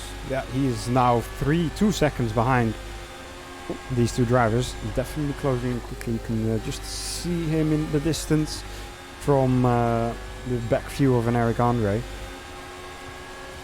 We'll be getting close in the next few laps. Probably 24 or 23 laps remaining in this race now. Yeah. Mohamed Patel is actually getting into reaching distance of Danny Vandeney as well. Danny's being able to close that down. And we've got pit stops. Yeah. Pit stops for Fournier and Michi Hoyer. Let's see where they come back. Is that just in front of Danny Kish? For Okay. Michi Hoyer, yeah. So Robin Panzar just coming on in as well. So I'm just Michi Hoyer's. So the current plan for everyone is soft, hard, hard. Yeah. That's At least for Hoyer. And it's same for Geoffrey Fournier, because he's just gone on to another pair of hard. So, well, he was hard, soft, hard, which is all the ups and downs for him. And Michele D'Alessandro and Pedro Broyer, they pitted a bit later than most of the guys. I think like 2 or 3 laps. So maybe that may play into the fact that they will go for the mediums instead of the hards for the last stint. 23 laps remaining. I think if they wait another 3-4 laps, they will be able to do that on the medium. Maybe.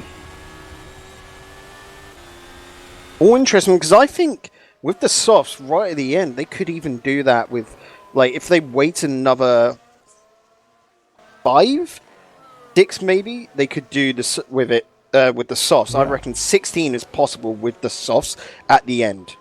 20 with the mediums.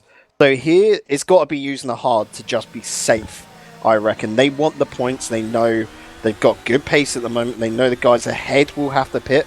So look at that. Martin Gosby just coming out in front of Michi Hoyer. So he saw the pit, is going to do the exact same, and they've come out at the same point. Yeah, it's using those hards to be safe here. They know they've got great points, and they've got not going to mistake. I was going to say not make any mistakes, but that was just dumb from the pair. I don't know what Michi Hoyer is trying to do, get his little nose in there. Yeah, I don't know. Now Daniel Kish is right off the back of him and maybe going for a move in the next corner. I think he's a little bit too far back, but he will have the DRS coming out of turn 12. Yeah, and he is not a teammate to the pair in front. Definitely. He don't isn't. care. He wants to get in between them and then pass, because remember, he's still on those soft tyres. Warm, soft tyres. The guys in front have got some hard, cold tyres, which, the harder the compound, the harder it is to heat up, isn't it? So, it's got to be they've got to be careful in front, because he could cause some damage to their current strategy.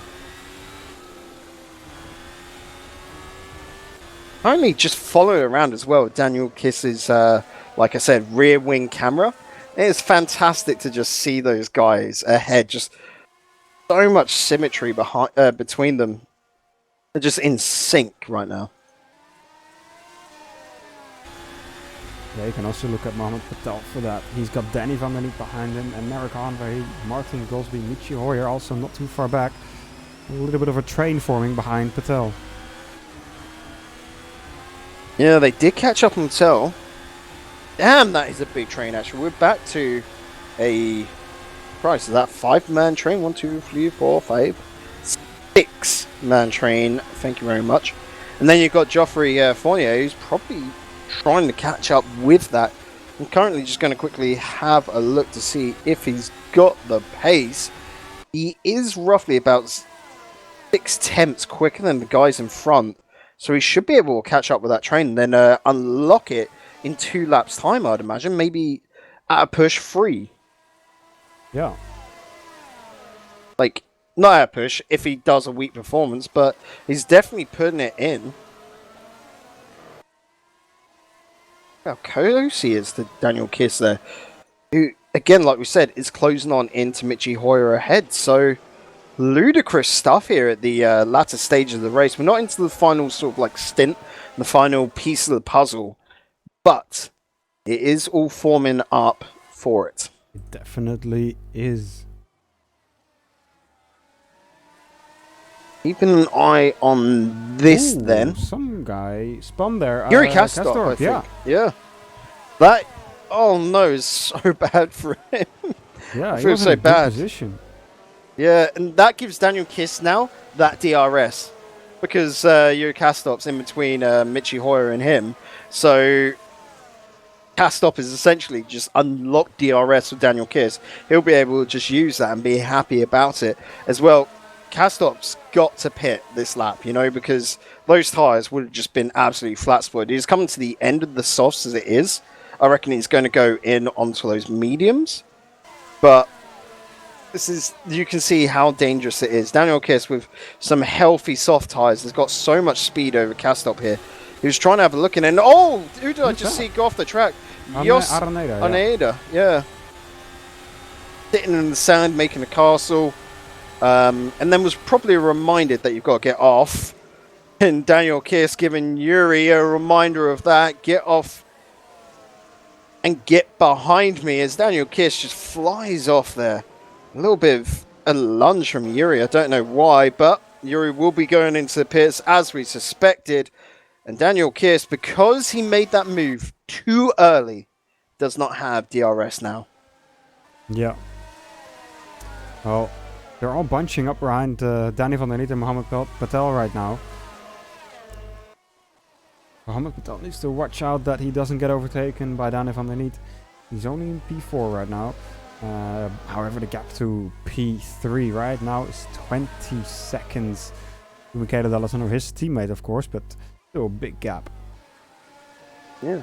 I'm loving that car as well with like the spine and rib cage. That's a really cool design with the camo as well. Yeah, definitely. Like the livery. Yeah, liveries this year are just absolutely cracking. Looking around, Sandro, he just cannot close it on Petter Bergek. Just not being able to get into that 1 second window. Will have to deal with being back 1.4. That is how close he is to it. 13 runners still left in this race. We've lost 9 cars. We saw it earlier in Pro. We've seen it here. Apart from, it was like one big crash coming out in the WC series, which unfortunately had that ripple effect.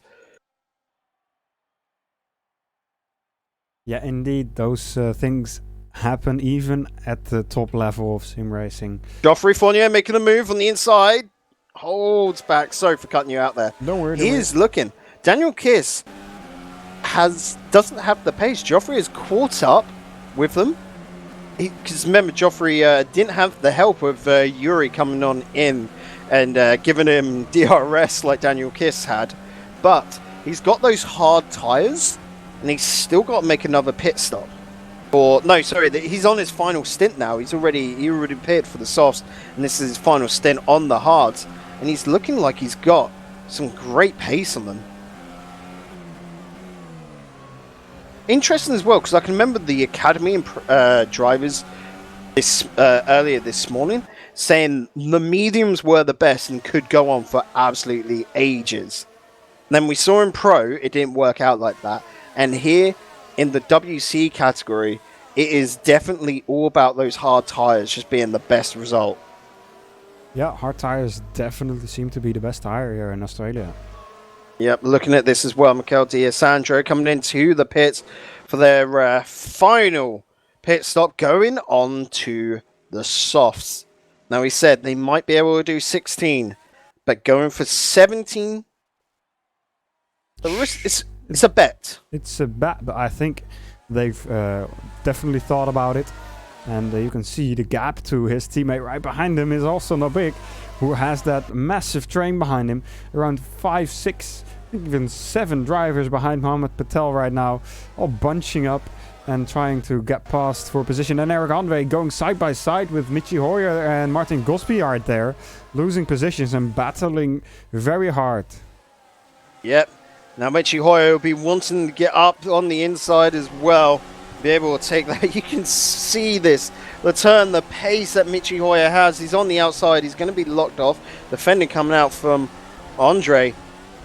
Hoyer loved his buddy Gosby in front of him. Does not fancy Andre as much, and so will want to get past because he can see Gosby getting a little bit further ahead. Andre clearly not with the same amount of pace. DRS will open for him. Andre does not have the DRS, or he opened it very late. What? Yeah. He opened it very late, lost out because of that. Maybe he didn't realize he had it. And now he's going to watch out for Jeffrey Fournier as well. Fournier's, like, we've seen Fournier overtake, and he should have this as well. There you go, Andre coming into the pits. That was a weird maneuver. I think I saw Petr Berjak as well earlier coming into the pits. I am correct. So Simoncic is the only one still out on those hard tyres from earlier. And there is a 20-second gap between first and second now. This is becoming too realistic for my liking, too much like the real thing with what Bottas getting that 30-second lead. Well, of course, Simoncic still does need to pit. At least I think so. I don't think he's going to go to the end of the race. So Petr Brojak and Michele Dallison are both pitted. So they are on the fast tires right now. Low fuel and the fastest tire that we have available here. They will be pushing as hard as possible. Maybe they will try to get an undercut working, but I think Simoncic has got them covered pretty much if he comes in the next 1 or 2 laps. Definitely. We were talking about earlier actually about how we didn't think the softs would make it. Yuri Kastok came into pits earlier and did put on those mediums, so he clearly thinks the softs ain't going to do it as well. Indeed. So it's a bet, because with that medium tyre you should be able to just push it, you know? With the softs, you're going to have to be a bit more conservative with that tyre to make it go 17 laps. It's an interesting one, like in mindsets between them, because it's just that natural pace of the soft versus pushing the medium. We'll have to see how it goes. There's currently Danny Van Den Neer is trying to get his way past Mohamed Patel. Daniel Kiss coming into the pits. He'll be coming in off of a soft, so he started on that hard, went onto the soft, and we would imagine another pair of the red boots are slapped on. That's right, he goes down from P7. You can expect him to drop down to P13. The back markers are really pushing now, as they're on their final stint as well. Yeah, Daniel Kish is going to have to push to get some points. He's now on P13. P10 is only 3 places up the road, and he's got the freshest tire of anybody in front of him. So perhaps he can do some overtakes past an Eric Andre, Ruben Panzer, and Yuri Kastorp. Going to be an interesting old case here for the back. So I'm liking that we're not all completely done towards like this. It's really going to go down to the wire when you consider you've got Martin Godsby and Michi Hoyer trying to close on in on Mikel D'Alessandro in front. They're roughly about 1 point... Maths is eluding me, sorry. 1 second, 1.1 I think at the moment. Behind on DRS. That's actually just extended, not having such a good one, so that's 1.7. Yeah. Yikes, that was not a good lap there for Martin Godsby, it seems. Yeah, looking at the times, he had lost it by a few tenths. So they've got to come up with a strategy because they would love to get another lad from the ACR crew onto that podium, wouldn't they? They definitely would, but it's not going to be easy. D'Alessandro is quite a bit in front of him, and so far the pace isn't in his favor. Not indeed. So Jone Simčić came in for a pit stop as well, remember, and he slapped on a pair of the red old boots, the soft ones. One thing we didn't look at as well is Mikel D'Alessandro has got those softs, whereas Martin Godsby is still on the hard tyre from his strategy. So be able to catch up with the hards, I don't think is going to happen. I reckon Mikel D'Alessandro has got P3 in the bag here, and it's just got to be drive it nice and clean. Yeah, it seems like that indeed. I'll have a look though, because I think D'Alessandro might have made a little bit of a mistake somewhere, because that gap has closed on Dam. I'm currently waiting for the time to come through. Yeah, a loss of about 2 tenths there out of nowhere. So currently, Godsby is 5 tenths out of the window. He is. What on earth is going on here with those soft tyres? Sandro maybe not being able to get them up to temperature quick enough. It's a mystery to us all, but now he should be able to start pulling away. Yeah, that will be what you normally expect. D'Alessandro, yeah, struggling a little bit right now. He was able to stick with Peter Broljak for most of this race, but now dropping further back, and now has to watch out for Martin Godsby, Michi Hoyer, maybe even Jeffrey Fournier behind him. Yeah, just saw that in YouTube chat as well. Don't know how Godsby is going to be able to defend P4, what with his tyres older than anyone around him. He's got the same age as Hoyer behind. You got to remember that. Geoffrey Fournier behind them has got some fresher hard tyres, and he's closing in for a move on Michi Hoyer. But Sandro? It's a questionable situation because it's looking like Godsby. Is he within the window? No. No, he's not. He is just outside it. Unfortunate for him. But it is now 4 tenths behind. That's closing on in. I don't know what's going on with Sandro. Maybe some damage was picked up somewhere. I don't know. But Martin Godsby is probably reveling in this on some older tyres, being able to put out faster laps than the lad in front. He's in a good place right now. He definitely is, and D'Alessandro is in the worst place compared to him right now. No DRS, no cars behind, or no cars in front of you, sorry. And he's got everything to lose as well. Currently trying to have a look around. I think your best bet is probably keeping an eye on the likes of Geoffrey Fournier onto Michi Hoyer, as he will be trying to get up into P5. There's a big jump in points there, and it is doable. Looking around as well, Enric Andre is trying to make a move onto Yuri Kastrop, but Yuri's defending has been pretty well done today, and Enric, I think with that medium tyre, he wasn't looking as comfortable on it earlier, so maybe it's just a temperature issue, but there's going to be one last battle. Got to be with Joffrey, trying to ruin the bromance between Martin Godsby and Mitchie Hoyer in the final sections of this race. Yeah. About 11 laps remaining in this race.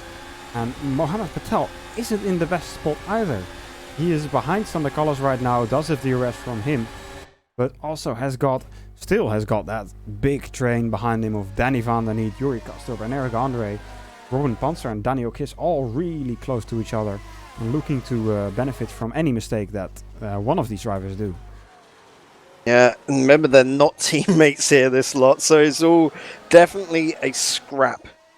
And that Daniel Kiss as well is really getting in close to Panzer's behind. Careful not to give it a little tippy-tappy.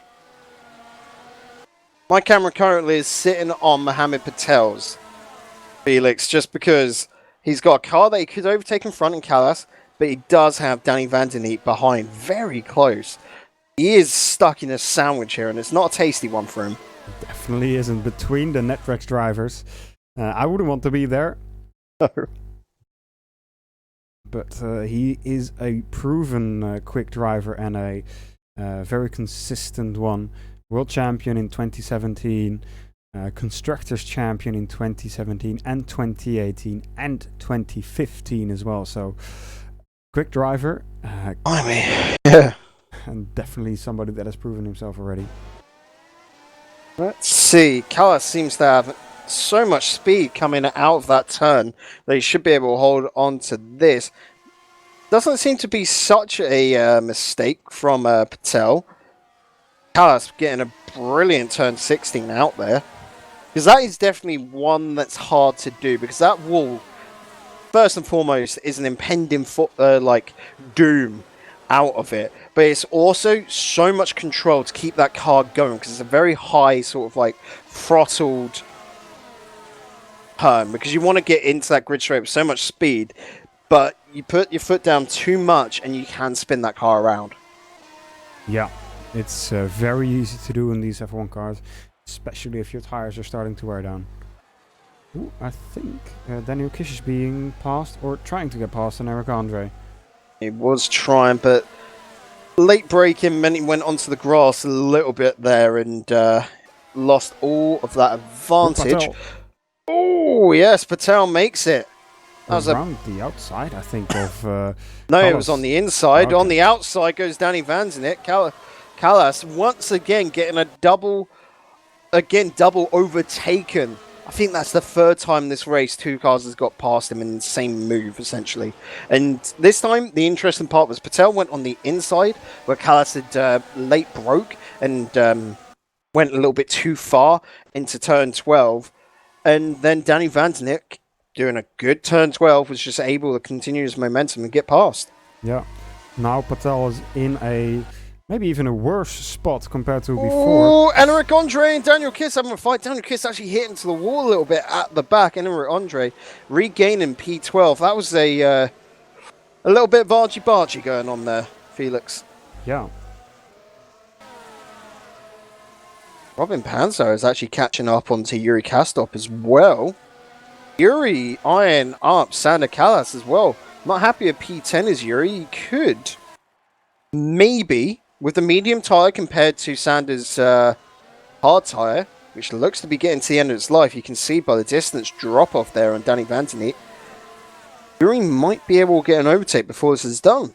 I might have counted things off too soon about 2 laps ago, because right now it's all heating up again.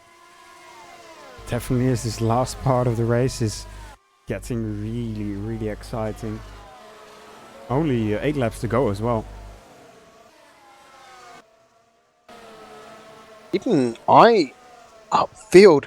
You know, we're saying it's got to be difficult with Martin Godsby with those older tyres compared to the soft tyres of Mikel D'Alessandro. Next lap, on that grid straight, he could get DRS. He's currently 1.1 seconds behind. That is absolutely ludicrous right now.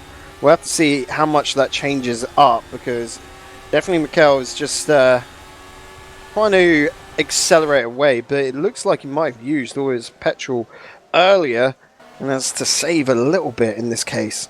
Kish is trying to go for the move. Just didn't have enough speed out of the second corner to make the move up to the inside of turn 3. So perhaps he will be able to do it in the next couple of corners, but it seems that he doesn't really have the speed. Dyer starting to wear down. He, of course, is on the softest compound, so maybe they are wearing a bit more quickly than he would have liked. Yep, Ron Panzer, I said earlier, looking to catch up with Kastrop, and Kastrop doing the same onto Callas. Callas doing very nicely now, actually, catching up on Danny Vandeneet. Well, because he dropped back by about to about 0.8 seconds when, you know, after getting overtaken, and was looking to just continue that down to 1, but no. He's really putting foot down to floor and is wanting to regain P8 from the lads that took it. If he can do that, then I'd be impressed. Definitely. I think Mitchie Horder is also closing into Gosby again a bit. So that is also something to keep an eye on. Gosby is in DRS zone now as well. Yep. So Alessandro might be losing that podium position. Only 7 laps to go. How? With the soft tyres compared to the hards? And these hards are getting worn in. Like, they're going until the end on these hards, but they are a little bit weathered. Like, if you were to say their percentage, like condition, they're at a good 40% like left sort of mark now, and they've got to be careful, because this is when tyres are prone to flat spotting. Like, that really just meaning you have to go into the pits. Yep, definitely. You need to be mindful of that. Did he make an overtake? That sheer pace and the gain he's making with the DRS as well, we could see 2 ACR cars on the podium, and I know a lot of people at home wouldn't, you know, mind that at all. Look at that from Gosby. Yeah, Alessandro lost all pace right now, and I don't think he's gonna make it. Or could this just be Gosby and Hoyer behind using that boost button, like we said? Because you look at Geoffrey Fournier, who are behind them, he's falling off. Yeah, maybe it is. I reckon that's got to be a usage of boost or a saving of the fuel right up into this last stage, to which they're finally using it. They're finally unlocking that part of the engine and wanting to get onto that podium, because a 3 and a 4 for the two from the 2 different ACR teams would be fantastic. Definitely would be a very good result for ACR. Last year as well, ACR had a good first race, but what were you going to say, sorry? I was going to say as well, you got to think of it, if Martin Gosby gets into 4th and then could somehow slow down Alessandro, I know they're from different teams, but sister orders, you could get 2 of the standard ACR Zach Speed members onto that podium, and that would be a fantastic start. This is it for the season. There we go. No way Michele Alessandro is going to be able to defend from that. Is he late braking? No. So that's what he was thinking about. He's on the inside. Oh, we could see Alessandro. Didn't see him there as well. So that's going to hurt Hoyer for his pace, but he's still within that DRS distance. Oh. Just 5 laps remaining, and I don't think that Alessandro is going to have the pace to stay behind Gosby, to stick behind Gosby in his DRS. Michi Hoyer is closing it quickly, and Alessandro seems to be losing out here in the end of the race. It's definitely got to be fuel settings. Alessandro has to stick to lean, and the other 2 are putting on a rich fuel mix. That is the difference there. You can see it definitely with the closing down of Michi Hoyer.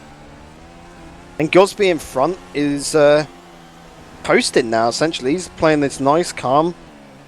He's got P3 if he wants it. He does indeed. But if Michi Hoyer gets past Alessandro in the next lap or so, will Gosby allow for Michi Hoyer to stay behind him? Obviously, sister teams, so you would think that they would think about each other and not ruin a race podium place by battling each other too hard.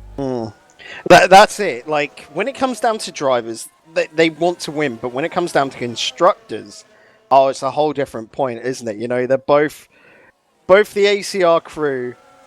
What is going to happen there? And that could actually give you a little bit of insight into strategy going on into the season. Because we have seen Martin Gosby and Michi Hoyer just near enough go around hand in hand. You know, this track today has just been theirs. They're basically on a date. That is it. And they've had a nice time. They've got a little bit of a nuisance, a little bit of a ickly-pickly part in the middle on that at the moment as myself, dear Sandro. But if Michi Hoyer can get in front, then you've got the perfect ending to it. Indeed. Now, only a couple of laps remaining. And Brojak, we haven't talked about him much. He's been a bit quiet, but he's only 2.4 seconds behind Simoncic. I know it's only 3 laps remaining, but his pace is looking good so far. And Simoncic struggling a little bit. Last lap was slower, actually, from Peter Brojak, so I am talking nonsense. Yeah, I was going to say there, looking at that, Brojak was roughly about 0.2 slower. So this is just them two holding on, and they're quite happy with where they are. Yeah. You can see at this last point with the tyres, because they are, Simcic is on, they're both on the soft, sorry. So they're going to want to make these ones last, because they did pull this when we were thinking that that's a risky move, you know, about the 17 lap mark. So they're just going to keep cruising along, happy with first and second. It's been a good race for the two. It's been a fantastic race for Marlon Gosby. They come back up to third after getting caught in so much traffic. Michi Hoyer as well, you can say the same, and he's still trying to make it an even better race as Gosby has got off into third. That's sort of like the team orders we were talking about, I don't think is going to happen, considering like Gosby has just run off into the distance. But Michi Hoyer still wants to bring his team points himself, and that is going to be by snatching fourth away from Alessandro, and he's got to do it all on his own, son.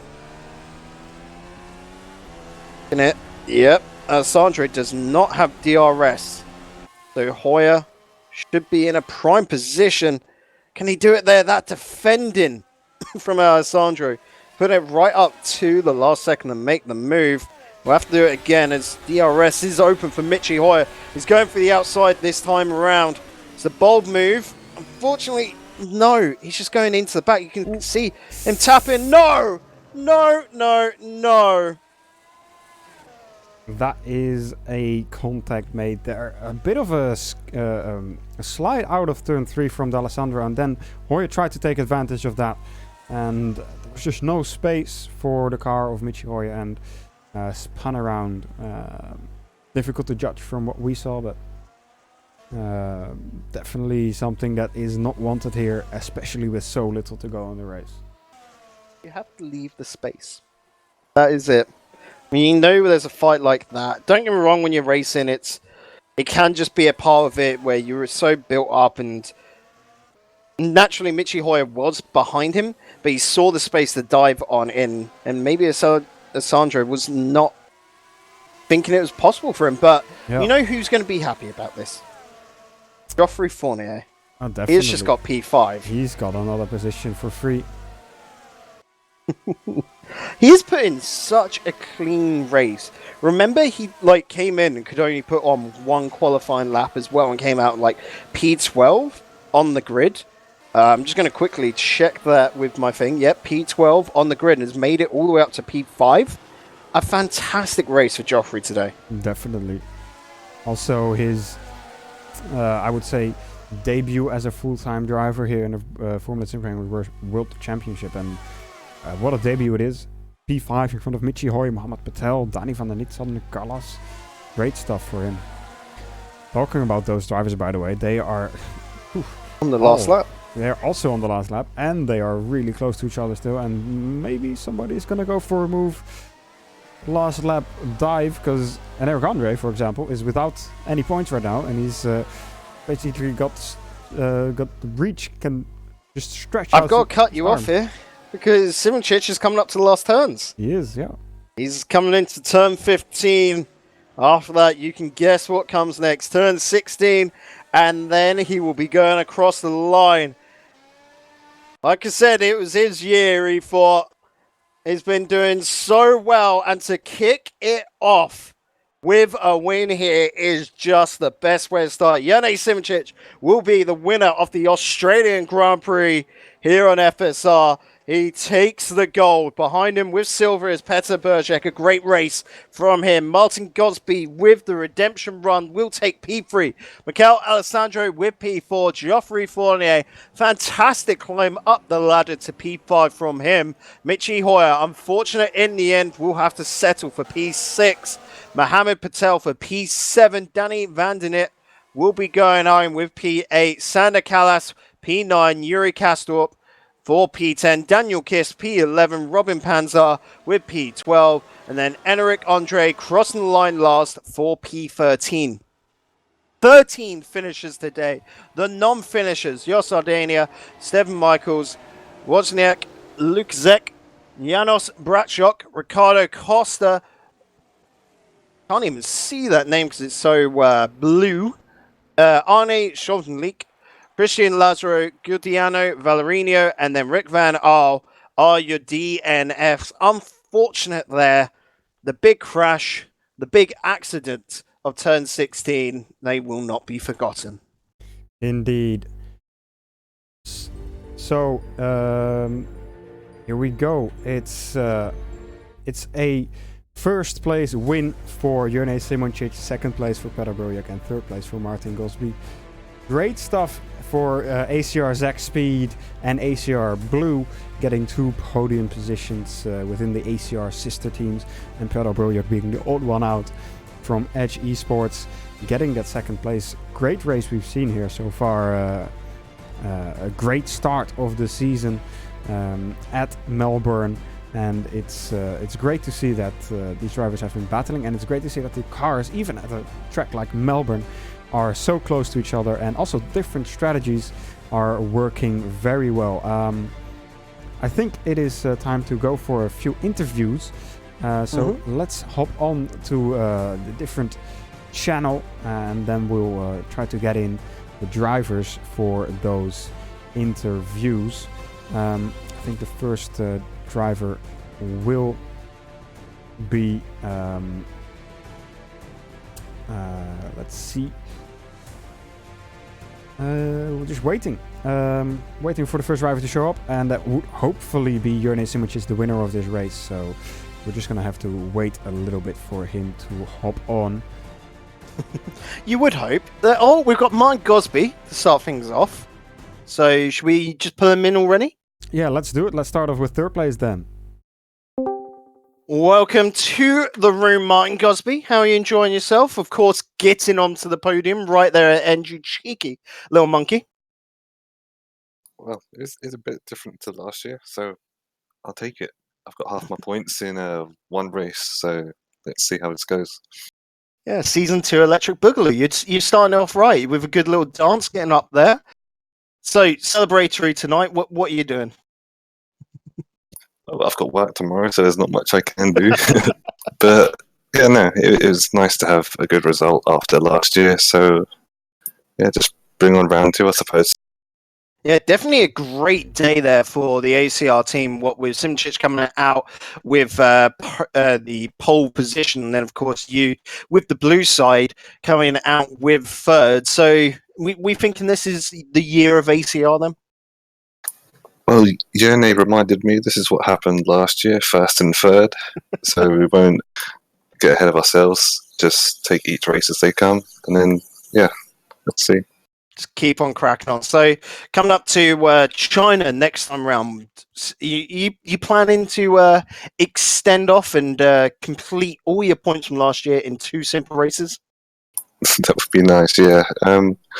Yeah, we'll see how China goes. I mean, the pre-season race, I managed to win that, but obviously not many teams probably put that much effort into it. Yeah, we'll see how that goes. Also, the big thought on a lot of people's minds at home, tyres this year seem to be working quite well for you, buddy.